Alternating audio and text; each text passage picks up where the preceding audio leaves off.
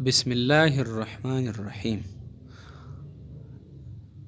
Dear students and viewers, आज हम classical physics के ब्रांचेस को पढ़ते हैं। फिज़िक्स के दो ब्रांच थे, एक था मॉडर्न फिज़िक्स, दूसरा था क्लासिकल फिज़िक्स। तो आज हम क्लासिकल फिज़िक्स के ब्रांचेस को पढ़ेंगे। तो इसका पहला ब्रांच है मैकेनिक्स। मैकेनिक्स क्लासिकल फिज़िक्स की वो ब्रांच है जिसमें हम ऑब्जेक्ट्स की, चीज़ों के मोशन को पढ़ते हैं। अब मोशन दो तरह का होता है। जब तुम किसी बॉडी के ऊपर फोर्स अप्लाई करके वो मोशन में आ जाता है, या वो बगैर फोर्स अप्लाई हो के वो क्या हो रहा हो, मोशन में हो। तो इन दोनों सूरत में हम बॉडीज़ की जो मोशन है उसको कहाँ पर पढ़ते हैं? मैकेनिक्स में पढ़ते हैं। तो the branch of physics of classical physics which deals motion of object, जिसका ताल्लुक है ऑब्जेक्ट्स के मोशन के साथ, विद और without reference of the forces. Force apply हो करके या फोर्स अप्लाई होने के बगैर वो मोशन कर रहा हो, हम इस बॉडी के मोशन को जब हम स्टडी करते हैं तो क्लासिकल फिज़िक्स की इस ब्रांच को हम कहाँ पर स्टडी करते हैं? मैकेनिक्स में स्टडी करते हैं। समझ गए स्टूडेंट? दूसरी टाइप तुम्हारे पास है हीट। हीट तुम्हारे पास क्या है? The branch of classical physics which deals with the nature of heat. Classical physics की वो ब्रांच जिसका ताल्लुक है हीट के नेचर। नेचर का मतलब क्या है? नेचर का मतलब कि ये पैदा कहाँ से होता है।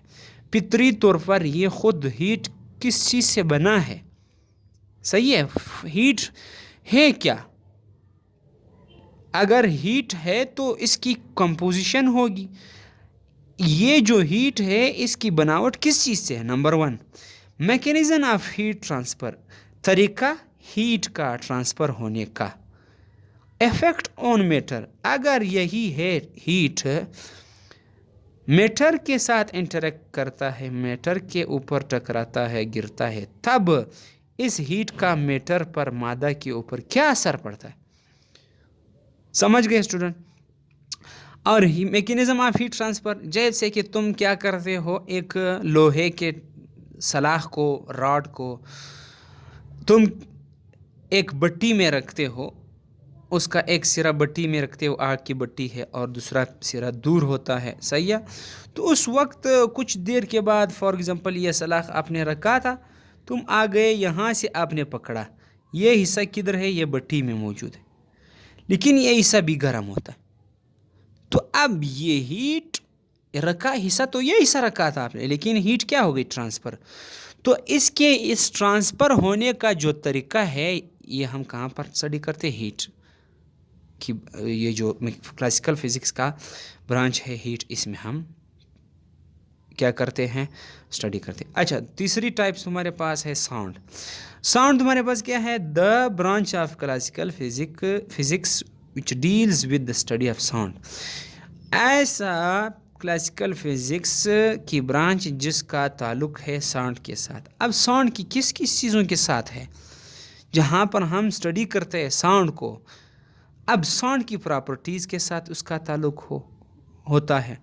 एप्लीकेशन ऑफ साउंड, साउंड हम कहाँ कहाँ पर इस्तेमाल करते हैं।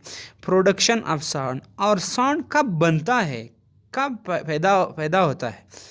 चीज़ों के टकराने से साउंड पैदा होता है, क्यों पैदा होते हैं। यहाँ पर इन सब जो प्रॉपर्टीज़ है और साउंड की जो इस्तेमालात है और साउंड की जो पैदावार है, किस तरह पैदा होता है, इसको हम कहाँ पर स्टडी करते हैं? साउंड। क्लासिकल फिज़िक्स की ब्रांच साउंड में स्टडी करते हैं। अच्छा, नंबर 4 तुम्हारे पास है ऑप्टिक्स। ऑप्टिक्स का मतलब क्या है?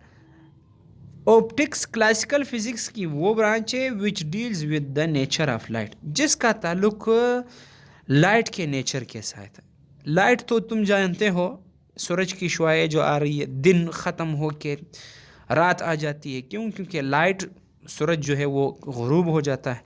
तो अब ये लाइट कि नेचर का मतलब क्या है कि ये खुद बना किस चीज़ से है। ये लाइट तुम्हारे पास ज़रात से बना है, ये वेव्स है, ये किस शक्ल में है। दूसरा, लाइट की प्रॉपर्टीज़, लाइट कौन कौन सी प्रॉपर्टीज़ शो करता है, कौन सी खसूसियात रखता है। अगर वो हवा में जा रही हो तो किस तरह प्रॉपर्टी शो करते हैं, अगर किसी सॉलिड में आकर के टकराती है तब उसकी क्या प्रॉपर्टीज़ होती है। प्रोपेगेशन, और लाइट किस किस मीडियम से पास हो सकता है, कौन कौन से चीज़ों से पास हो सकता है। लाइट मेटर मतलब सॉलिड से पास हो सकता है, लिक्विड से पास हो सकता है, हवा से पास हो सकता है। तो इसका ये पास होना क्या कहलाता है, प्रोपेगेशन। और ऑप्टिकल इंस्ट्रूमेंट, तुम जानते हो जितने भी आपके पास ऑप्टिकल इंस्ट्रूमेंट है, जैसे कि तुम्हारे पास है ग्लासेस है, लेंसेज है, माइक्रोस्कोप है, टेलीस्कोप है, बाइनोक्यूलर टेलीस्कोप है, और साथ में पेरिस्कोप है। ये सब ऑप्टिकल इंस्ट्रूमेंट है। वहाँ पर आपके पास लाइट क्या खसूसियात शो करते हैं। तो हम ऑप्टिक्स क्लासिकल की उस ब्रांच को कहते हैं जहाँ पर हम लाइट को स्टडी करते हैं, लाइट की प्रॉपर्टीज़ को, लाइट की प्रोपेगेशन को, किस तरह वो पास होता है, और ऑप्टिकल इंस्ट्रूमेंट को पढ़ते हैं। अच्छा, इसके बाद तुम्हारे पास है इलेक्ट्रोमैग्नेटिज्म। इलेक्ट्रोमैग्नेटिज्म तुम्हारे पास ये the branch of classical physics, classical physics की वो ब्रांच है जिसका ताल्लुक है which deals with the charges at rest और मोशन। चाहे चार्जेस रेस्ट में हो या मोशन में हो, तो उस वक्त आपके पास इस चार्जेस का क्या असर होगा, और मैग्नेटिज्म, मकनातीस के साथ इसका क्या ताल्लुक होगा। यानी अगर कोई चार्ज है, चार्ज तुम्हारे पास दो तरह का है, एक है प्लस, एक है माइनस। ये चार्ज अगर रेस्ट में है तो इसकी क्या प्रॉपर्टीज़ हो सकती है, अगर वो मोशन में होता है तो क्या क्या प्रॉपर्टीज़ हो सकती है। अगर तुम इसके करीब क्या लाते हो, मैग्नेट को लाते हो, तब चार्ज पर क्या असर पड़ता है। सही है, अगर तुम मैग्नेट को दूर करते हो तब क्या असर पड़ता है। तो हम क्या करते हैं, हम इस ब्रांच को जो कि इलेक्ट्रोमैग्नेटिज्म है, हम यहाँ पर चार्ज जब रेस्ट में हो या मोशन में हो और इसका मैग्नेटिज्म के साथ क्या ताल्लुक होता है, इसको हम इलेक्ट्रोमैग्नेटिज्म में पढ़ते हैं। अच्छा, इसके बाद atomic physics, the branch of classical physics. Classical physics की वो branch which deals with the study of atomic structure and properties of atoms.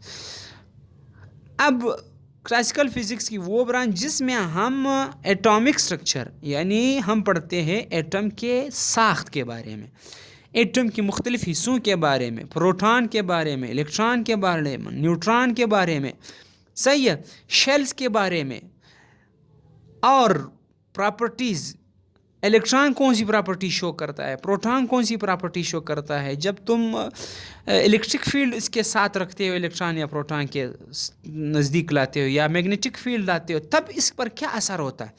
तो हम इसको कहाँ पर पढ़ते हैं, एटॉमिक फिज़िक्स। हम एटॉमिक फ़िज़िक्स में हम एटम के स्ट्रक्चर प्रॉपर्टीज़ को पढ़ते हैं।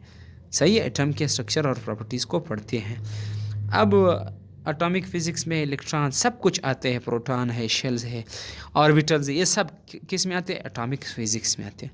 इसके बाद तुम्हारे पास है थर्मोडायनामिक्स।